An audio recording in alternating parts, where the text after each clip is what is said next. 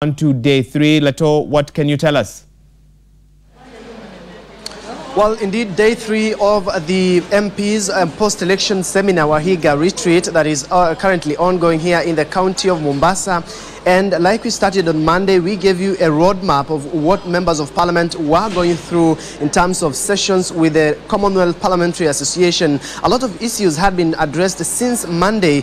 You are seeing issues to do with the judiciary, but apart from that, there were a lot of issues in-house that members were getting from their Commonwealth counterparts in terms of how they should run a democratic parliament to ensure that there is a value or the public good has been achieved in their mandate. And so quickly, Wahiga, today marks the end of this retreat by members of parliament, and I just want to sample some views and what some of the members have been able to learn. With me here is Westlands Member of Parliament Tim Wanyonyi to tell us what have you so far learned in this session that kicked off on Monday and comes to a close today? I think this has been a very, very invaluable seminar for us as members of parliament, and we have had presenters from other Commonwealth countries that have come to present to us the experiences and best practices in their own countries. For example, from Australia, from Canada, from Britain and America. And this has shown that indeed the Kenyan parliament is actually at the level of some of those countries. Even some of areas we are even better than them, but we have seen that there are some other things that we need to learn from them, especially the work of members of parliament at the committee stage. That parliament actually works mostly at the committee stage, and most of the work of parliament is done at the committee stage, and this is one of the areas that we Kenyans don't understand. They think that members of parliament only go to the chambers to speak and legislate, but there are much more we can do. We do besides being in the chambers. Yeah. That is Westlands MP Tim Wanyonyi. We go all the way to Kakamega County, Elsie Muhanda. Tell us your name, and there was the issue of the 2/3 gender rule that came up yesterday in the discussion. What do you have to say about that as to the progressive and the 2/3 gender bill that is not yet on the floor of the House? Good morning. My name is Honorable Elsie Muhanda. As a new lawmaker, because this is my first time, I think we have learned a lot.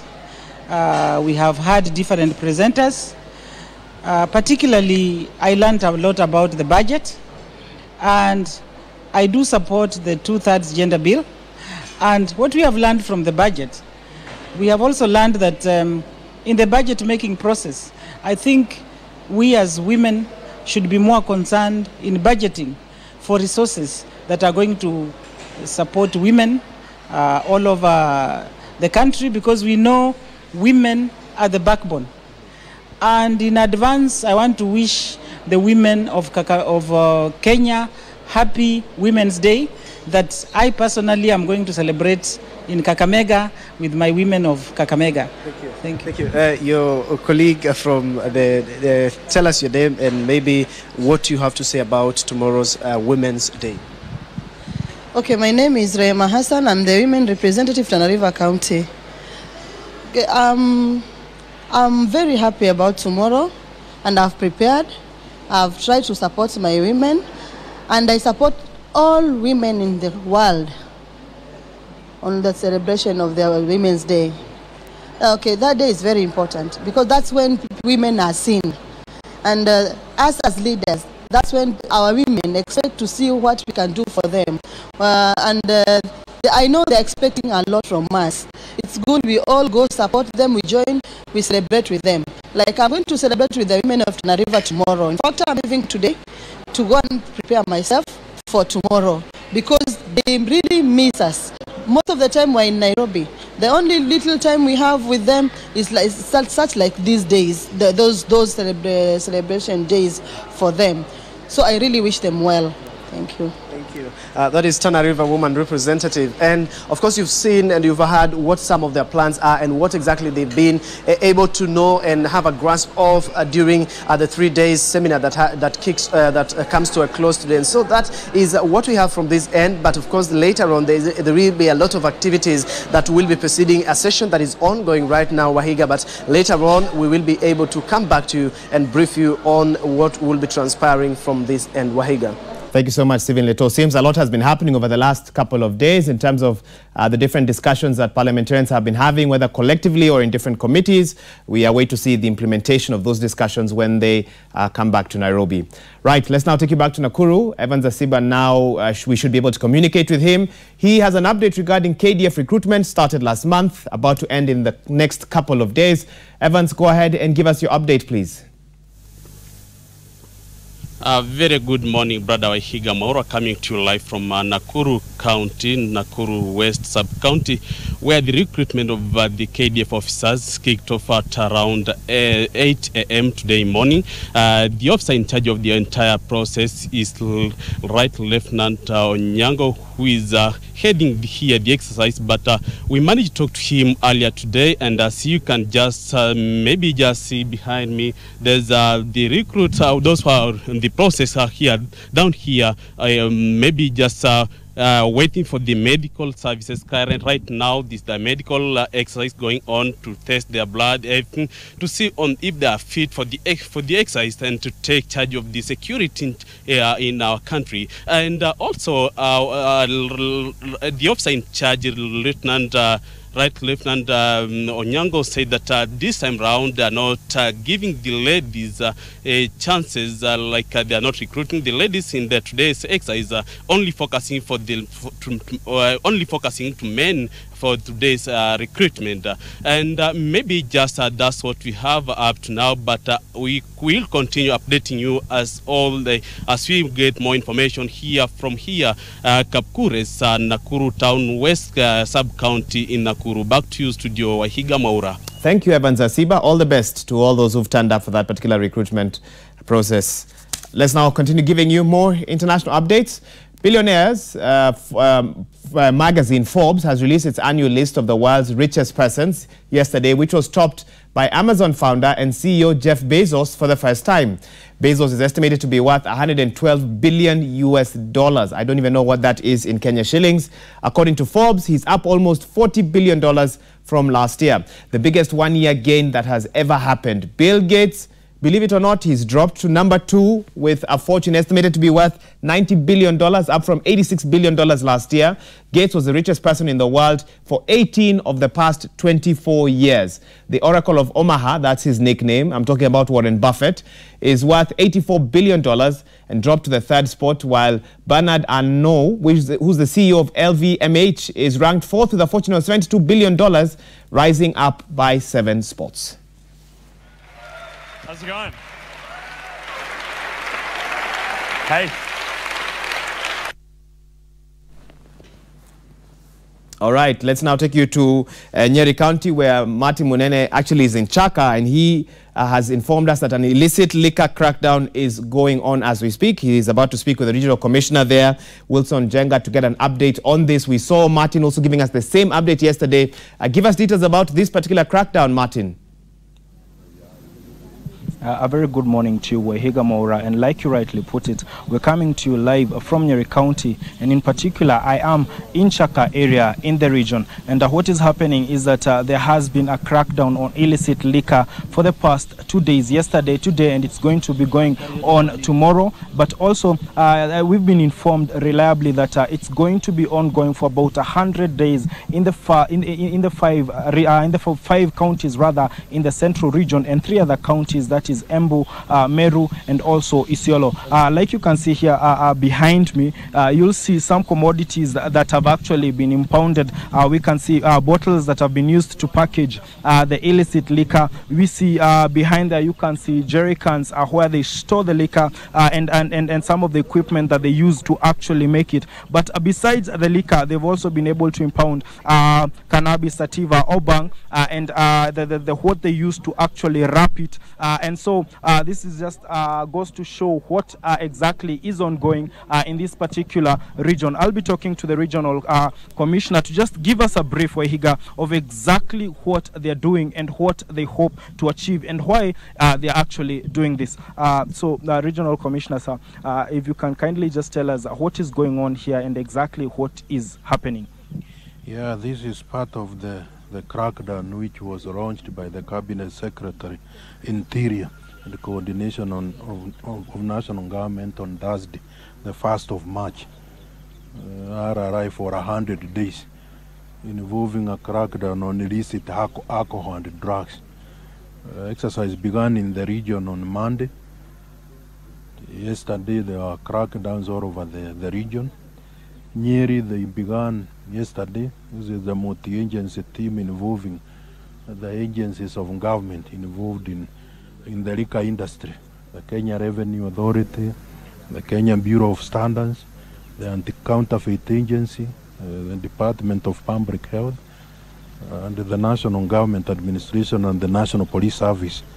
And we are doing this not just on illicit brews, but also on second-generation alcohol. From yesterday, we have been able to get a lot of these illicit brews and second-generation alcohol, which does not conform to the standard. Some of them will be charged under the Customs Act, the others under the Anti-Counterfeit Agency Act, the others under Public Health Act. Those who do not conform to standard. Right. Here before us, this is Changa, Kangara. You can see even bang drugs. So the crackdown on these three, the second generation, the illicit alcohol, the drugs, is going on concurrently.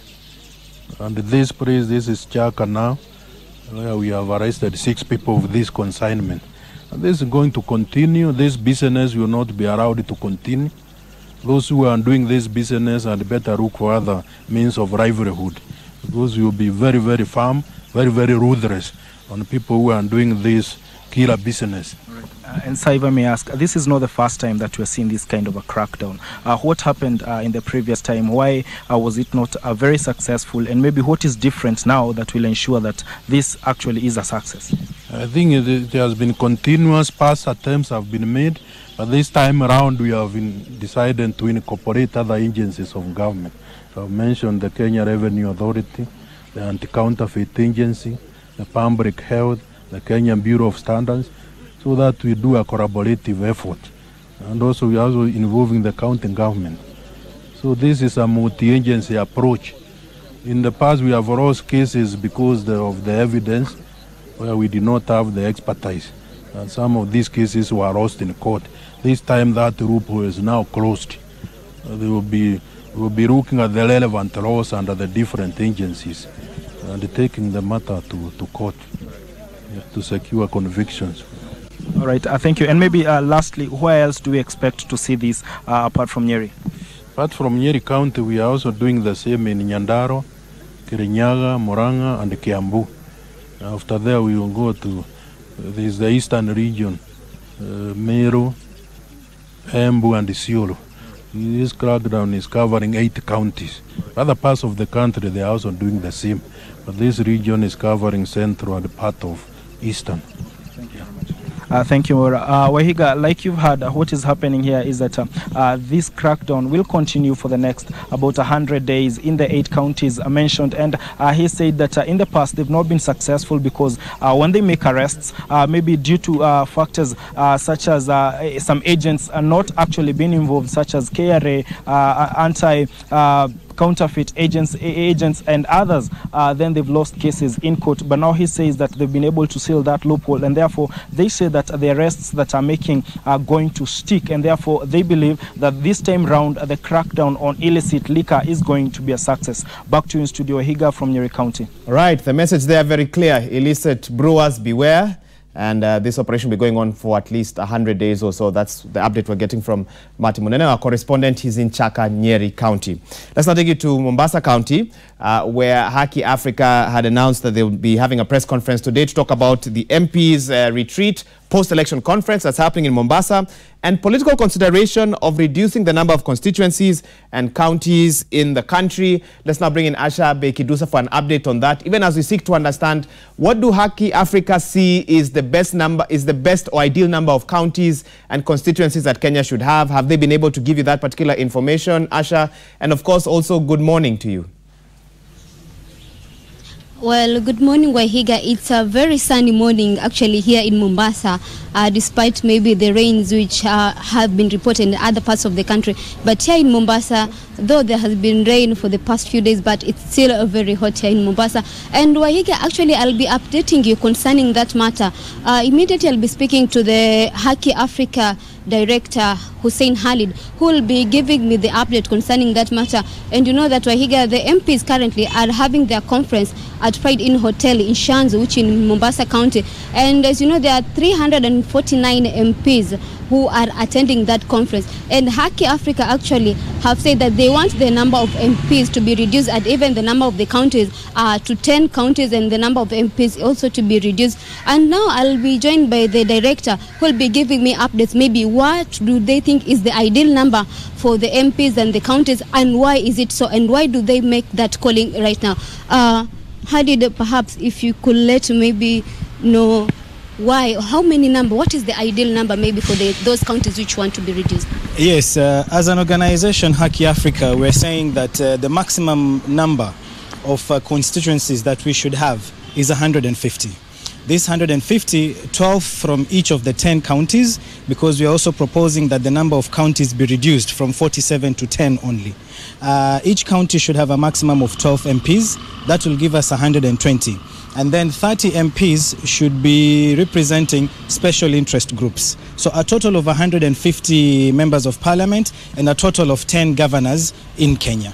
And why are you making that calling now? Perhaps it has been a dialogue which has been there, but why is Haki Africa making that calling now? I think for us as an organization, we are seeing the difficulties and upheavals that our country is facing.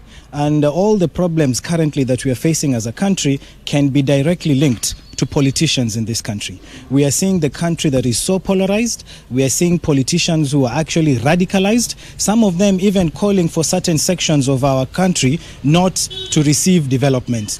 Currently, as we speak, Kenyans are dying of hunger and starvation. Yet we have members of parliament who are busy dining and wining at 5-star hotels, spending taxpayers' money, actually, to just, swim at the ocean and eat at the expense of Kenya's taxpayers' money. And we are saying that we don't need this.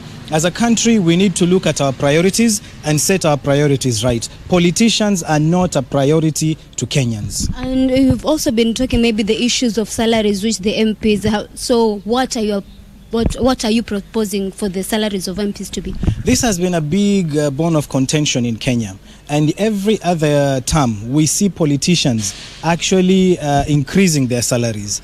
As a country, we believe that politics should be about representing the people. Politics should be about speaking for the voiceless. So it should not be about becoming rich or becoming wealthy in the country. So we are proposing a maximum of 200,000 shillings for every member of parliament and a maximum of 300,000 for governors in the country.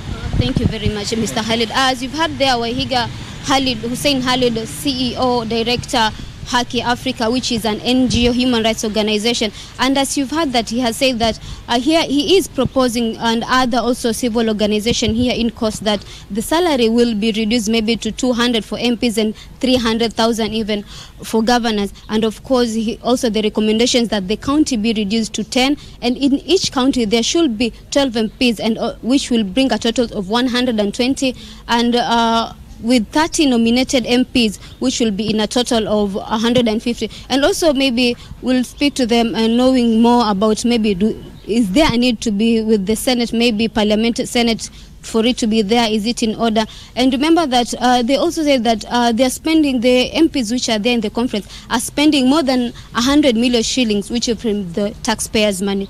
And now back to you, Wahiga, in studio. Thank you. Definitely, it will be cheaper if such a proposal were to go through. But you know, will those who need to pass the laws be willing to pass a particular law, because it means there'll be fewer elective positions? That now is the big question. Well, Nairobi County Commander Joseph Ole Tito addressing members of the press now on security within Nairobi County. Let's listen in. That is basically what made me call you to come and clarify this information, because it is more or less misleading. I've already given you to the contrary. The gentleman is in court, and we are still waiting to hear from the courts. Thank you.